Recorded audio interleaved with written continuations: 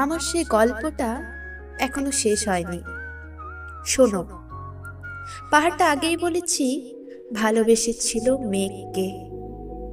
আর মেঘ কিভাবে শুকনো খটখটে পাহাড়টাকে বানিয়ে তুলেছিল ২৬ বছরের ছোকরা, সে তো আগেই শুনেছ। সেদিন ছিল পাহাড়টার জন্মদিন। পাহাড় মেঘকে বললে, আজ তুমি লাল শাড়ি পরে আসবে। পাহাড় মেঘকে বললে, আজ তোমাকে স্নান করিয়ে দেব চন্দন জলে। ভালোবাসলে নারীরা হয়ে যায় নরম নদী, পুরুষেরা জ্বলন্ত কাঠ। সেইভাবেই মেঘ ছিল পাহাড়ের আলিঙ্গনের আগুনে, পাহাড় ছিল মেঘের ঢেউ জলে। হঠাৎ আকাশ জুড়ে বেজে উঠল ঝড়ের জগঝম্প।